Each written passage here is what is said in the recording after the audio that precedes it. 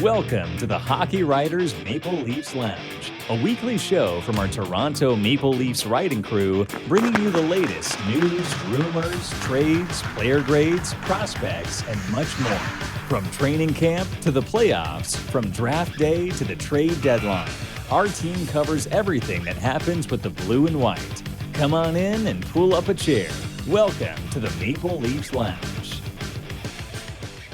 Hello and welcome back to the Maple Leafs Lounge. I am your host, Peter Baracchini, and once again, I am joined by my colleague and fellow Maple Leaf writer over at the Hockey Writers, Jim Parsons. Jim, it's been an eventful week, but even a more eventful couple of days. But before we get into the Leaf talk, how are you doing this week? I'm doing good.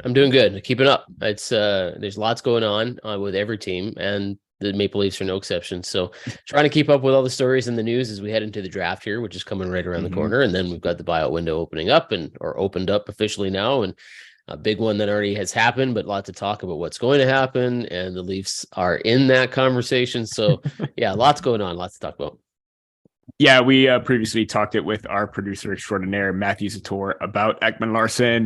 We're not going to dive too much into that because we already saw his reaction. But yes, like you said, lots to talk about in regards to the Maple Leafs, and including, just recently, the last couple of days, there's been a lot of chatter picking up. And the most important news that everyone's been on the minds of every single Leaf fan is the news about Auston Matthews' next contract. Now, we have, I'm going to say this as a glimmer of hope and a lot of positivity, considering, not necessarily uncertainty before, but there were a lot of question marks surrounding his future. As reported by Elliot Friedman, that Treliving did meet with Matthews in Arizona. There's a lot of hope that they could probably try and get an 8-year extension done. Again, the fact that they're on the same page is a good sign, wouldn't you say? Yeah, I would think so. I mean, if you stay on the same page, as in that it's looking likely that there's an extension in the works here, sure. On the same page as in, like, the Toronto Maple Leafs want an 8-year deal and Auston Matthews is probably not going to sign an 8-year deal. I guess technically they're not on the same page in that regard. I don't see him signing an 8-year deal right now. I do believe, and I've written about that a couple times, that I think he still would like to control what his second contract is going to look like. And so to do that, you're not going to sign an 8-year deal right now. You'll wait. You'll sign 4, 5, maybe at the max, wait for that cap to go up and then take advantage of it when you can. But the good news here is that it seems like it's creeping towards that this is going to get done, and that the talk or conversation of a trade potentially before July 1st is probably off the table now. So that's really good if you're a Maple Leafs fan and you're an Auston Matthews fan at the same time. Maybe not so good news if you want him traded, which I've seen a few comments in some of my articles recently that some people do. So good that he's going to stick around if you're an Auston Matthews fan. Yeah, and especially all the fans of other NHL teams saying that, Matthews is going to bolt over to the desert, go back home. But I guess we could probably shoot those rumors down. But yeah, like you said, obviously whether they go that 8-year max deal remains to be seen. But like you said, too, I believe the reason why he did the 5 years previously is because there was hope that cap was going to go up. But then the pandemic hit and there were a lot of financial implications, like way beyond my area of expertise, so to speak. I'm not on the business side of things, but now that the fact that it is possibly going up, there's a lot more money on the books right now with some free agents possibly opening up in the next year or two. It is possible, but also given the fact that how important is the fact that Treliving knows Matthews' agents, they have Shane Doan in the fold right now, one of Matthews's heroes or a player that he idolized growing up in the desert. Does that weigh into the contract at all, or is it just mostly the fact that, he wants to be a Maple Leaf no matter what, but all that is just, fine and dandy? As far as it weighing into the contract goes, I think maybe the Shane Doan factor is the biggest factor in that equation. Like, I don't know for sure that Shane Doan can have a conversation with Auston Matthews and go, you know what, this is what we should be doing here. Like, look at what you have the ability to build here in Toronto. Look what you can do for this team, look for the city, for everything, if you consider the team as a whole first. And I think coming from someone like Shane Doan, that might mean something to Auston Matthews. At the same time, though, Matthews is still probably in a situation where he's looking to be the highest paid player in the league. He wants to take advantage of the window that he's got, and who can really blame him? Yes, there's going to be critics that are like, hey, really think about the team here. You've made enough money, but these windows are only open for so long. And in his defense, he might hold out for a year or two and then become the highest paid player. But how long will that really last? Like a year or two before somebody else becomes the highest paid player? So I don't know. It's a thing. Shane Doan will probably talk to him. And Shane Doan did say that he would be willing to do that and help in any way that he can. But more for me, I find quite interesting is that Brad Treliving has had this conversation already with a player. And it was Jonathan Huberdeau last year in Calgary, where the odds were that he had no idea what Huberdeau wanted to do. He traded for him. He had a meeting with him. 3 days later, he was signed to an 8-year deal. So clearly Treliving is convincing, right? And Matthews already wants to say. So that's the good news, right? You don't really have to convince the guy to sell for the city like he probably had to do for Huberdeau in Calgary. You just kind of, that Auston Matthews wants to stay. It's just a matter of trying to figure out, cross the T's, dot the I's, where's this all going to fit? So I think it gets done. I still think he's going to leverage himself, 4 or 5 years now, and then another 6 or 7 later, make the most he can. But I think they'll all talk to him and they'll get it all figured out. Absolutely. Yeah. And you mentioned the fact that he already went through with this with Huberdeau. So he has that experience. And also the fact that, everyone is still bringing in the fact that, Treliving let Johnny Gaudreau walk. He let Matthew Tkachuk, well, not necessarily walk, but he traded Matthew Tkachuk away. You let 2 of your star players go, but those are totally 2 different scenarios in regards to what is happening right now. So everyone's going to pin on Treliving's past, but what we do know is that he does have success in, negotiating contracts and trying to find common ground between team, player, and every party involved. So the fact that he does have that experience, the fact that they do have something in the works, obviously, term is still a big one. The money, the dollar value is still, big question mark. Everything appears to be very quiet, but I assume that when everything breaks, then we can all just take a big sigh of relief, a big deep breath, and be like, okay, you know what? This is over. And then we could go on to, whoever's next in the cards, Mitch Marner, William Nylander, so to speak. So, I really do think that this is a good sign and good step towards finding common ground and keeping Matthews in the fold. Like we talked before, whether it's 5, 6, 7, or 8 years remains to be seen. But if we get that contract under wraps, I think that's going to, alleviate some of the pressure off Matthews and everyone involved as well.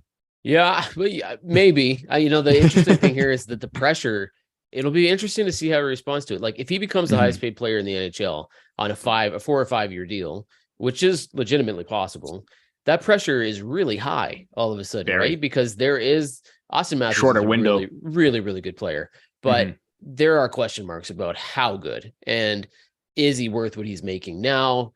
Does he round out his game well enough? If you then add to that, make him the highest, there is just given pressure that comes with that, and he's going to have to live up to it. Right. So it's kind of like, the pressure of the deal getting done goes away, but the pressure just immediately mounts on Matthews going, okay, now you got to show us that you're worth what we just invested in you. And by the way, not on an 8-year deal. You're going to have to show this to us in the short term because we know what you want, which is another deal, which is even bigger. So he's going to have a ton of pressure on him. Absolutely. And pressure up front with our star centerman to pressure in the crease. That was a big question mark this whole entire season, whether or not Ilya Samsonov could handle the workload. And you know what? Despite some ups and downs, even in the playoffs and getting injured, I thought he held his own. So I would say it was, mission accomplished for Kyle Dubas when he brought in Samsonov for one of the 2 goaltenders on the risk that he took.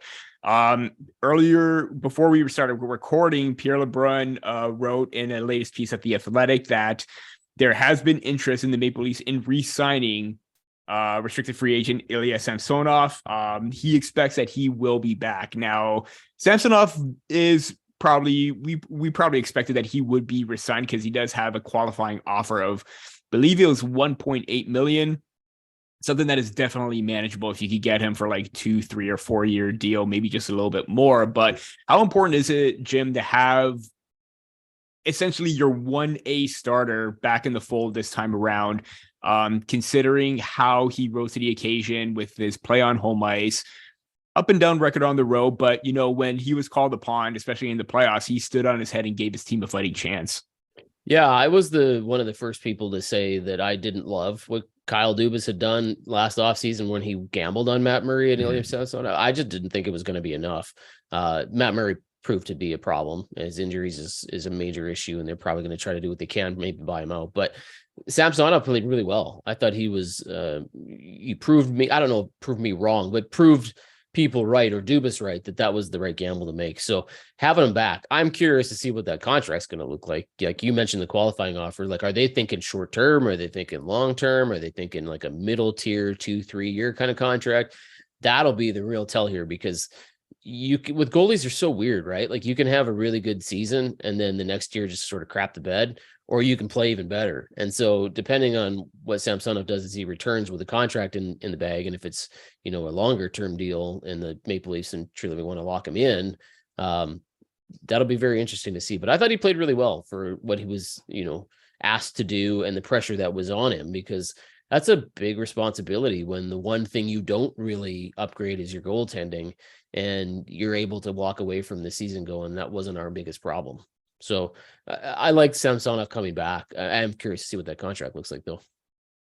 Yeah, I wonder if they go the same route of, maybe lower, because I remember when Frederik Andersen was brought in, I believe they did 5-5 for him. Obviously, he had a little bit more of a track record coming in.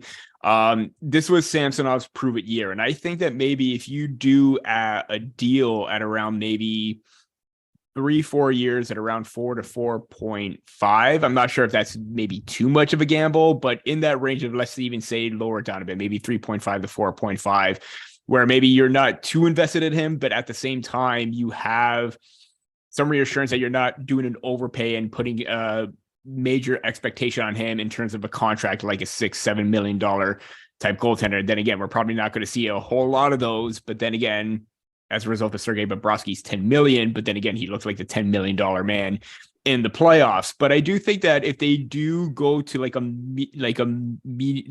even keeled deal, not necessarily short-term deal, but a midterm deal in about 3 to 4 years, around that 3 to 5 or $3 to $4 million, it is something that I think is in their wheelhouse and something that can live up to not Murray, but Samsonov's expectations a little bit more, knowing that he has some security in a city right now. He's not worried about his future, and he has that stability. So I think that's going to be huge going forward.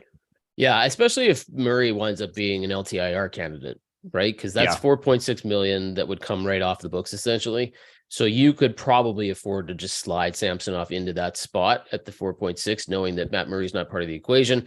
Then the question becomes, what do you do with Joseph Woll? Is he your guy at $766,000 for the next 2 seasons? He's a great price as a backup. It's just whether or not Tree Living believes that he can play enough games as a backup. Like, I don't necessarily think you're putting, and it's not the way that most teams work on anymore, but are you giving Samsonov, 65 games? Probably not, right? So you need somebody who's going to go in there and back him up effectively.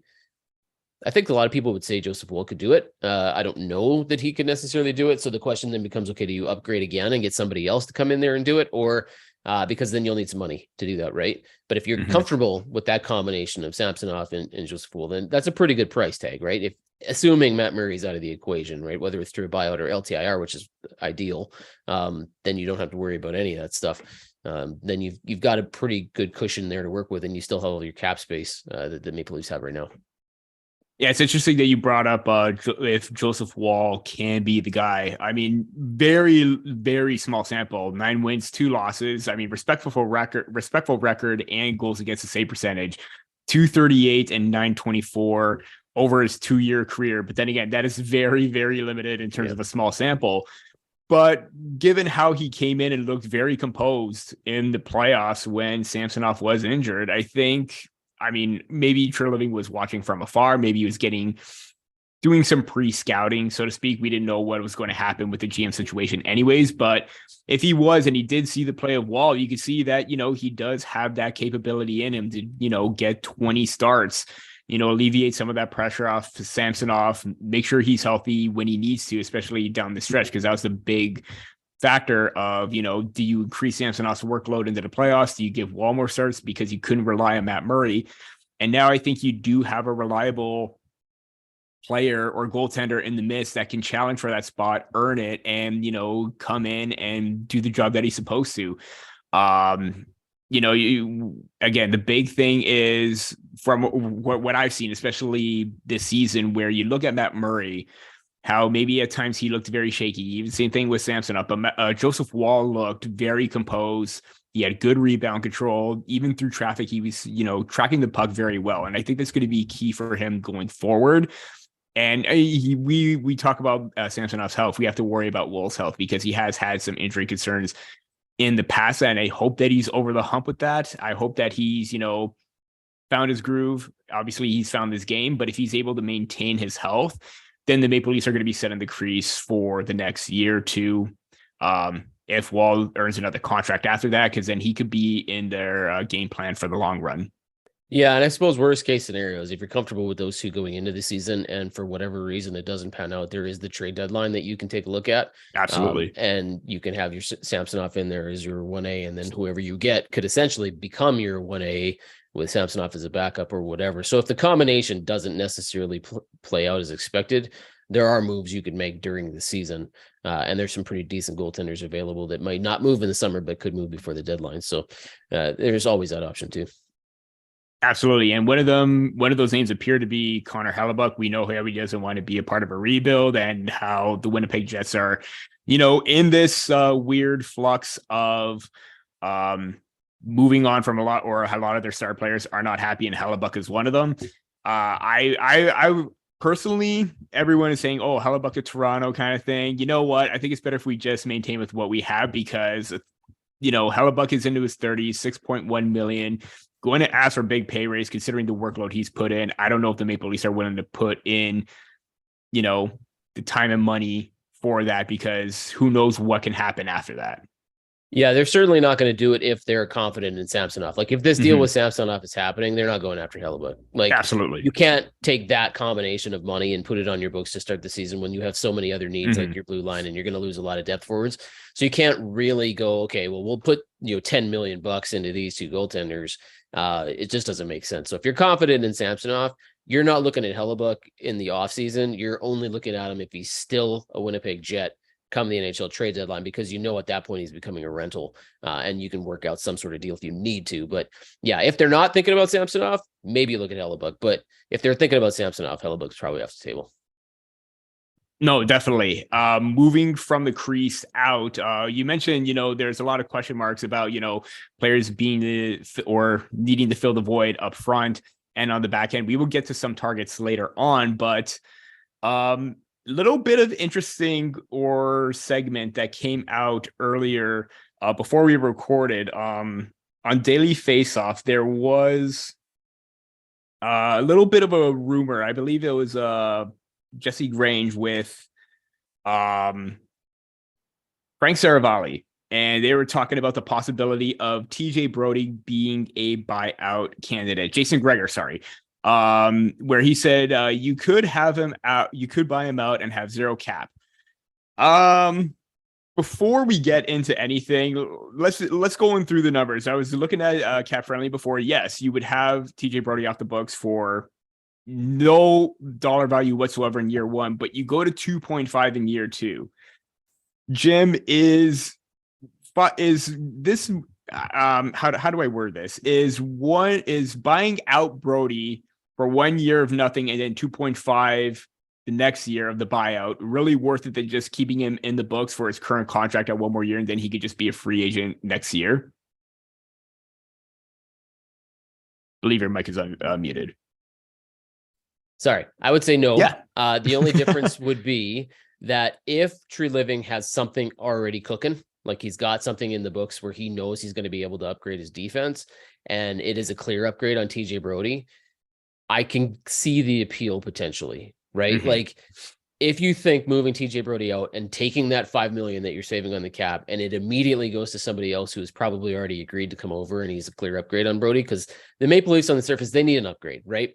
Yeah. TJ Brodie is not a number one defenseman. So are you able to move somebody from your top four and potentially get somebody who's a top tier guy, whether that's a Dmitry Orlov or something else, right? And that money is going to be used for that person. I can see why on the surface this is interesting, because the full cap comes off in the first year, and then the 2.5 hits you in the second year, where it's expected that the cap's going to jump a little bit. So I get it a little bit, but at the same time, if you're just doing this to free up $5 million and you're hoping that you can use that $5 million to go shopping, and you do not have a clear upgrade on TJ Brodie in your mind and kind of already sort of in pencil, I don't know what they're doing. Like that wouldn't make any sense to me. Like it just, Brodie's still a useful defenseman, like he's got some he's got 1 year left. Like it's not like you're committed to this guy for, like an Oliver Ekman-Larsson contract. That's not the case here. You've got a pretty good defenseman who can be useful for you for another season. Yeah, he's making some money, but it's not so much that you're like, oh my gosh, this is hamstringing us and handcuffing us for the rest of the year. It's not that case. So you better know you've got an upgrade if you're thinking about doing this, because it's just not a logical move without a backup plan. Yeah, and considering how in 24-25, you're going to need every single dollar count. Obviously, there's a lot of holes to fill this season and next season as well. But that 2.5 million could be the difference of keeping one key player in the fold and letting someone else walk, or missing out on another player because you didn't have that cap space. So I really think that, like you, I totally agree that one more year of TJ Brodie at his current contract is definitely well worth it, considering he's going to be out the books in next season anyways. And like you said, if there is a deal in place and you can improve on him and upgrade it, and even if that player's contract is a little bit less, then you're just saving a little bit extra money as well. You're getting it off the books, or getting some more salary back into what you can use in the free agent market or to acquire another asset, and then, worry about everything else afterwards. I do think that, it did strike a chord with Leaf fans, because they were even scratching their heads like, wait, listen. And even from this perspective too, I totally get this. Brodie had his moments at the start, or he was great at the start, had his moments midway, and then was kind of inconsistent, where he looked great, looked bad at certain shifts, losing positioning, losing his man every single now and then. And he wasn't quite the best in the playoffs. Mm-hmm. And because of that, I would probably say, if you could trade TJ Brodie and move on for him, like you discussed earlier, I'm all for it. But to get a 2.5 million cap hit, or a price range for a buyout for a second year when he's already a free agent the next, it just doesn't make sense to me. Again, I would love to see him improve. I think he could bounce back. Maybe he was battling through something, didn't have the best playoffs, but I don't think it's one where, it should be buyout worthy. Trade worthy to improve, yes, but buyout, not so much. Yeah, it seems really strange to me that this is a thing, because you would imagine that there's a trade possibility here. Like, unless the Maple Leafs have explored this and there's just not a taker for him, which would shock me. That would be weird, that no team would look at TJ Brodie and go, yeah, that's like, Oilers would be a team I would think maybe even look at that, right? Because he could be considered an upgrade for them. Now, they don't have $5 million to just go out and spend on their cap. So there would have to be some things happening to make that trade a reality. But, and if the Maple Leafs are looking at this as let's clear the entire cap hit off, they don't want to retain a whole lot. But if you retained $1 million, you still had $4 million, you'd think you'd be able to trade them. Like, it just doesn't make sense to me that the buyout is the only option here. So either this rumor doesn't have a whole lot of oomph to it, or there's more going on here, because it just doesn't make sense to me that you can't trade TJ Brodie. Like, it just seems odd to me that nobody, he had a bad playoffs, but I've seen lots of players have bad playoffs and turn around and been great next year. So it seems strange that trade just isn't out there. Yeah, absolutely. And again, we're at the point now where no matter what happens, you're going to have all these speculations and rumors and everything like that, where you tend to agree with them, but at the same time, something like this, it just doesn't seem the right fit in the realm of possibility. Yeah, again, $0 for the first year looks great, but then after that, just doesn't seem worth it when you're already thinking that you're already getting it off the books, and then you're still going to be held to 2.5 million. I was gonna say, look at it this way. I don't know what the cap's supposed to jump after next year. It's supposed to jump $1 million this year, but what if it's $3 million after that? Yeah. You basically wipe that out if you're Toronto, right? You've just eliminated that jump. by putting that extra $2.5 million, almost anyway, of TJ Brodie on your books as dead cap space. Like, yeah. So you've just wiped out that whole increase that everybody's waiting for. So it just doesn't make a lot of sense to me. Like I said before, if you're a team like the Maple Leafs and even, a team like the Vegas Golden Knights, you want every bit of dollar remaining, or you want to save every single dollar. So that way, if a situation does arise, you're safe and you can make the necessary moves. Before we get into our next segment, here is a quick word from the Hockey Writers.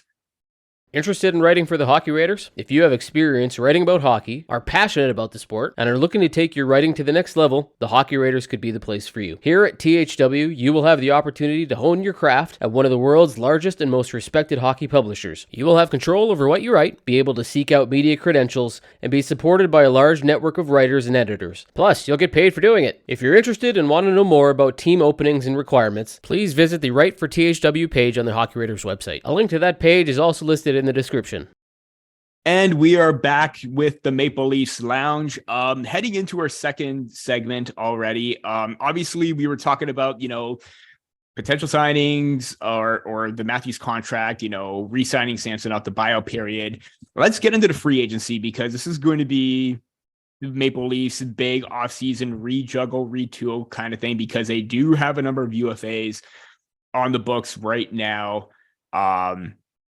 Obviously, if there's probably like a name or two on this list that they have available that you would like to re-sign. What is their main plan going forward with these UFAs? Is there a specific name that you want to resign in Noel Acciari, or is it just more of like a retooling kind of thing where you need to find a little bit more value and a little bit more production than what you already had at the same type of cap hit with some of the players that you already had? Yeah, if we're talking about the current roster and who's going to be back, I think Noel Acciari might be the only one to be totally whatever. Like, I could see them being interested in him. I think Michael Bunting's gone for sure. I think David Kamp's probably going to get replaced. Alex Kerfoot, I think, will probably be moved, like maybe even his rights traded. I don't know if anybody's going to want to do that, but we'll see. Ryan O'Reilly, I think they'd like to keep, but I have a feeling that he's probably going to command more than Toronto's probably going to be willing to pay him. So I see him going. I don't see Wayne Simmons being back. So there's a lot of people here that I think, if Treliving is going to be making a dent, because I do believe from everything that I'm starting to hear now that the main core of this team, including the coach, they're all going to be back. I don't think there's going to be a huge deal there. I think we're all maybe thinking that might something shake up. I don't think it's happening. So I think you're talking about all your accent pieces or your depth players are the ones that are probably going to be the ones that get changed over here. So Noel Acciari makes sense to me because I think he's probably affordable. You like what he gave you. He's the kind of player that Treliving seemed to talk about when he was saying, they had to be heavier and all that stuff. So I think he fits there, and he's not going to break the bank to get him re-signed. Other than that, I don't know that any of those guys are going to be back. Yeah, I do agree that Acciari would be the main one back. And like you said, a lot of pieces or a lot of names that we already know that probably aren't coming back. You already mentioned Michael Bunting. Alexander Kerfoot is not returning as well. Justin Hall, it's likely that those three are not back. And when I saw the news about all three not being extended or not being extended an offer, but it's for sure that they weren't coming back, it kind of made sense because Kerfoot was hit or miss at certain points. Bunting is already falling out of favor with the referees, and the fact that he was, starting to get that reputation. If you're not going to get the calls in your favor and Michael Bunting's involved, chances are you just eliminated a power play and it's 4-on-4, what have you. And then Justin Hall, we already know about Justin Hall. We've talked about him at multiple points. You wanted to see him succeed, but he just wasn't the type of player to fit that top four role. Maybe third line pairing, absolutely. But at this point, you can find better options on the market for all of those players. And, so let's have a little bit of fun right now, Jim. In regards to their plan, obviously they want to be a little bit more competitive, a little bit more heavy, but let's start with one free agent signing that you would love to see Brad Treliving do. It could be a big name. It could be a middle six depth option kind of name that you're looking at. Who is one player on the free agent market that you would sign as a forward right now? As a forward? Okay. I know there's some names out there, potentially like a Tyler Bertuzzi as a replacement for Michael Bunting. I guess there might be some interest there, but I don't know. I think Bertuzzi's going to get paid. Like, I think he's going to make a lot of money. And so I don't know if you're going to, like Michael Bunting, like you mentioned, his rep is gone. Like, it's just, he's more of a hinder to you than he's probably a help at this point, especially in Toronto, where he's got a reputation and people are watching for him. But how much of an upgrade is Bertuzzi over Bunting in terms of his on-ice production? That's a question mark, right? And so if you're going to pay that much money for a player who's going to be in high demand, you better know. And so I don't know if that's going to happen. For me, I would look at Lars Eller. I like that player a lot. I think he's kind of a player who fits. I think he's not going to cost a lot. I saw on the Athletic today, the projections on him are like 1.3 million for 1 year, 1.6 on maybe a 2-year deal. He's tough. He's smart. He's trustworthy. He penalty kills. He wins faceoffs. He's won a Stanley Cup. Like, there's a lot there, and he's not terribly expensive, right? They know him well from his time in Montreal. They played him a lot, so they're familiar with this player. I like the idea of that, right? Especially if Ryan O'Reilly is gone. Like, I know Lars Eller is going to be penciled in probably as like a 4th line center to start, but he can play up too, right? Like, he can play higher than that if he needs to, and he's got some skill. So that would be a player that I would look at. I don't know what he's going to command on the market and if he's going to come in at those numbers, but if he does, I certainly would look at him if I'm Toronto. And he would be a great 3C option too. Now that the fact that Kerfoot would be going, you lose that versatility with him. If Ryan O'Reilly is gone, at least Eller as a 3C would be a great option, because then you could have Pontus Holberg come up as the 4th line. We saw how great he looked, needed some fine tuning a little bit in regards to, decision making, because there were some points where, he would take a bad penalty here and there, but you saw the work ethic and smarts from Holmberg there, that he could be a serviceable bottom 6 forward for the future. So if I think that Lars Eller pick is a good one for me. I'm looking at the wing, and I'm looking at either or both of Miles Wood or Evan Rodriguez. And we all know that Evan Rodriguez had a short stint with the Maple Leafs, very, very short actually, in that Kasperi Kapanen trade. And then Toronto didn't extend him to a qualifying offer. He re-signed with Pittsburgh. But his production the last few seasons, just at about 40 points or averaging about 40 points, I believe it's 96 total since over the last 3 seasons. That is pretty decent secondary production. And we know how the Maple Leafs need secondary scorers. That is exactly what you want in Rodriguez. He's competitive. He's got the work ethic that you have in Alexander Kerfoot, but you could get a little bit more consistency out of him with his production, and his underlying numbers looked a little bit better than his. And Miles Wood, for me, is the speed and the work ethic for the forecheck. It seemed like Kerfoot sometimes, he had the speed, but he lacked that ability to get in battle. Wood has the size. He has, he does have an injury history. I will say that there is a little bit of a question mark surrounding him, but when he is healthy, he is on his game.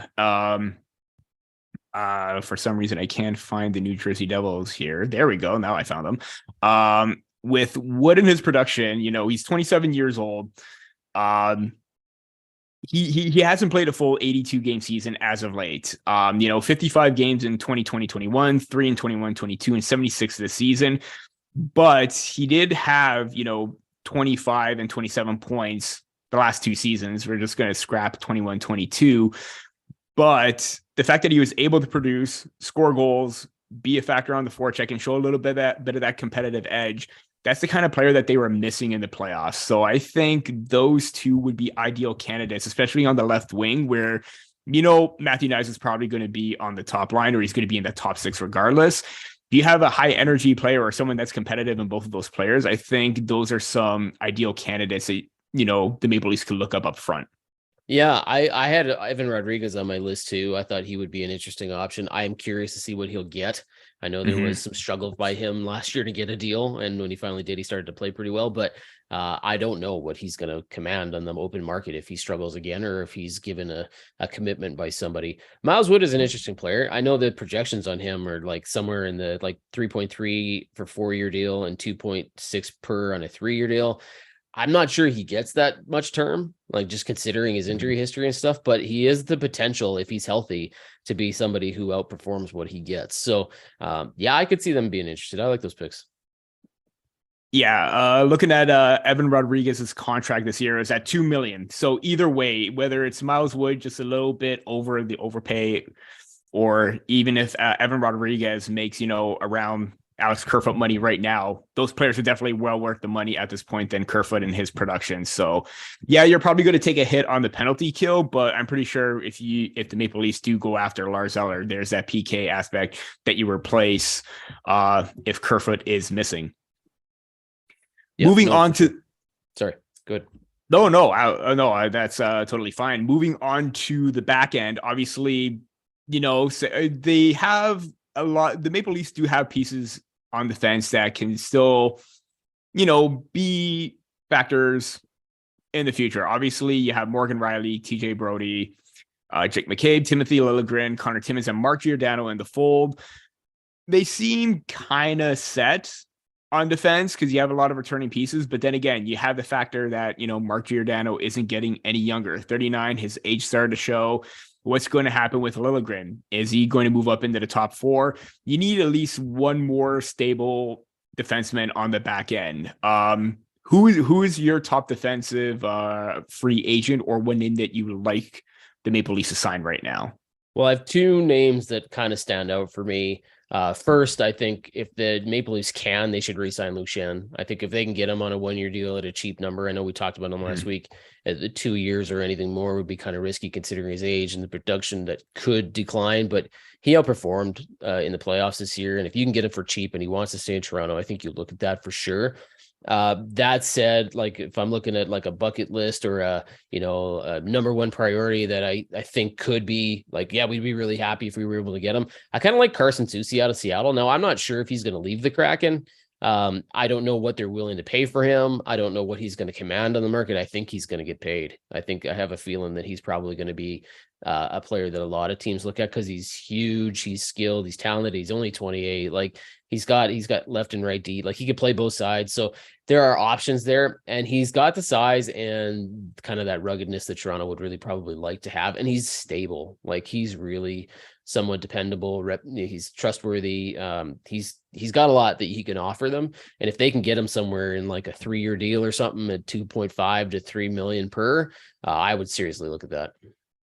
It's funny you brought up Soucy because that was going to be my pick, and I absolutely love him because I had him as a potential, trade target. Obviously, it was probably a little bit, hindsight's 2020. Who would have thought that the Seattle Kraken would go on the run that they did and have the impact that their whole entire team would have? But the fact that he's a UFA right now really speaks volumes that, he's at 2.75 right now. Yeah, he could get paid, but if he's, in that realm where, you get the contract that Jake McCabe kind of signed, I think if you have that, he has an underrated offensive game. You mentioned his defensive game, his, ability to hit, get into the lanes and everything like that. He's very good in transition and on the breakouts and even retrieving the puck. So they're looking for someone to quickly transition to offense. Soucy is going to be your guy. And, the big thing is, like you said, he's left and right shot defense. He can play either side. It gives Keith that ability to decide what he could do with his lineup. He could tinker with that. He could play him as, right defense on the second pairing, left, what have you. It doesn't matter at this point. But the fact that he has that mobility, that size, the menacing factor, it would give the Maple Leafs some reassurance. And, I'm doing a depth option piece, and, Soucy is definitely one of my targets because I really loved this game last season.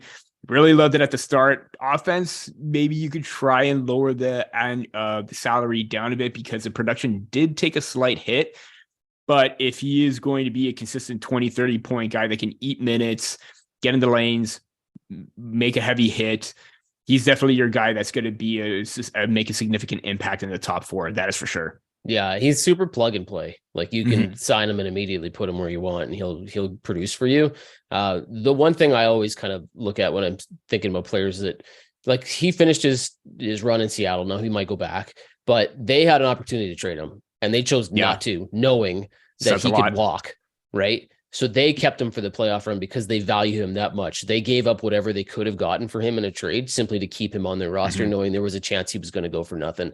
That tells me a lot about a player, right? When you're willing to do that and you're going, look, you could probably do pretty well by moving him right now, but we're not going to do it because we need him and we know that he could bail. but we want him. And so Seattle did that, and it paid off, and they went really far in the playoffs. So I think he's a player of value. I think they value him too. I just think he's going to test the market and see what's out there. Shows his commitment and leadership and dedication. That really does say a lot about him as a player. And the Maple Leafs could surely use a little bit of that, and maybe, add what he did on that miraculous run for Seattle to the Maple Leafs, because they could sure use any bit of help they can with the playoff experience to, obviously they made the second round, but that second round was very short-lived, and they want to see a little bit more in terms of a deep playoff run, and Susie could definitely play a factor in that. Yeah, for sure. To end the show, let's just do one quick fire question. And, in our notes, even in our chat, Jim, I did not say this at all. I just came off on a whim right here, right now. Now, we were talking about, depth signings up front and on defense, but let's just say the Maple Leafs go out there and pick out a big name on the market. Could be forward, could be defense. Who do you think, or who would you like to see the Maple Leafs take a run at and sign and say, you know what, we dipped into the market. We didn't just go with depth. We signed a big name. Who do I want them to get? Like, realistically, like there's two different answers for me. Who would I shoot for if I could get them? I think Dmitry Orlov's an interesting name. I don't think they'll get him. I have a feeling he's going like maybe back to Washington or something. I just don't know that maybe he looks at Toronto and he sees what's going on there. His age is a concern, right? If you're going to give him a long-term deal, his age is a major factor. And so you got to consider that when you give him a term, because he's going to play really well for you for like 3 or 4 years. And then you never really know what you're getting after that. But he's a big name, and he would definitely upgrade their defense. He would certainly help them. And he would fit in there really, really nicely for the next 3 or 4 seasons, which is kind of the window that Toronto's dealing with here. So that's a big swing. If you could make that work, that's the big swing Toronto could take. More realistically, a big name that maybe isn't a big contract and maybe not gives you big things, but Jonathan Taves, I could maybe see something like that. I don't know where he's going to choose to go. I've heard Edmonton. I've heard other things. I don't even know if he's coming back for sure. Like, he's still going to have to figure that out and what he wants to do if he's going to play. But if he signs for super cheap, like if he just says, you know what, I want to play and I want to go somewhere where I think I had a chance to win, I think Toronto's in the conversation. And if he's able to go, you know what, I'll just sign for like $1 million. Like, yeah, for sure. And he's healthy enough to play most of the games. Like, he's going to outplay that contract, like, for sure. So I think that would be an interesting one. It's a big name, but I don't know that he gives you big results, but he's certainly a leader. He's going to help you. He'll outperform like a $1 million contract if that's what he ends up signing. So that's more realistic to me. Don't know what he's going to do. But those are the two names I might look at.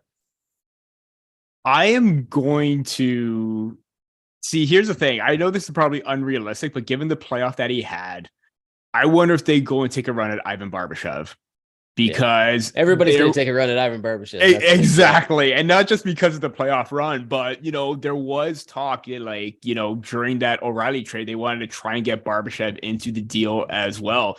And now, obviously, because of the playoffs, he probably priced himself out of the Maple Leafs range. He's probably looking at an 8-year deal. Then again, kind of the age is a factor as well. I believe he's 27, 8 years, adding on to that. It's not going to look good in the final 3 years, especially if, the age starts to show kind of thing. But, he could play on the first line, second line, produce, hit. He could do it all. And and I believe when I was listening to 32 podcasts, Elliot Friedman said that he could probably double or even possibly triple his value to what he's making right now. And I believe his current contract is, just at $2 million or something like that. I'll have to double check, but he's definitely going to be a hot commodity on the market right now. And is it realistic? Probably not. I don't see that happening, considering who the Maple Leafs need to prioritize right now. But it would have been nice if the Maple Leafs got Barbashev. 2.25 was his salary in 22-23.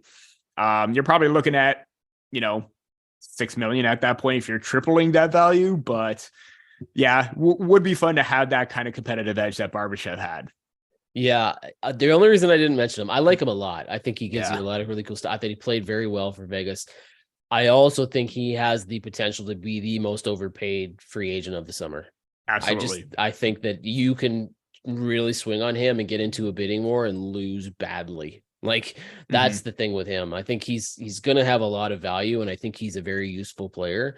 But there is a huge potential here with this player to just go nuts and make a mistake. And if that's the case, I don't know that you want to be looking at that if you're Toronto. Like, you just don't want to get into a bidding war with 7 teams for this player. Like, because the numbers are going to go through the roof, and that's not where you want to see yourself. Like, I don't know. That's the only reason I didn't mention him. He's a really good player, but I just see like he could pan out to be really good for 6 or 7 years, but I don't know. It's going to be a risk. And if you're going to sign up to that much money, you're taking a huge gamble.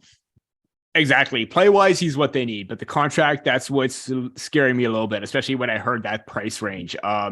You're definitely playing with fire, because that's a contract that definitely could backfire because of, he did have success with the St. Louis Blues in their cup run, but are you going to get a high value for that or not necessarily high value for that contract? Are you going to get the production for that contract? Yeah, that's going to be the big question mark, and one that may ward the Maple Leafs off, but still fun regardless. He's still a name I would like to see if the price is right and they could afford it.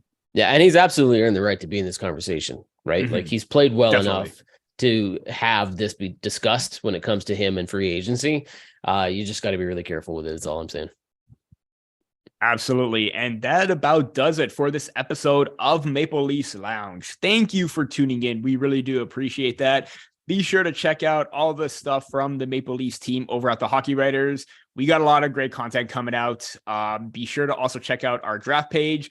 As we mentioned at the top of the show, the draft is right around the corner. It's quickly approaching. Be sure to check out the draft guide for profiles, mocks, rankings, what have you. We have it all there over at the Hockey Writers. Once again, that's about does it for this episode. For Jim Parsons, I'm Peter Baracchini, and we'll see you next time on the Maple Leafs Lounge.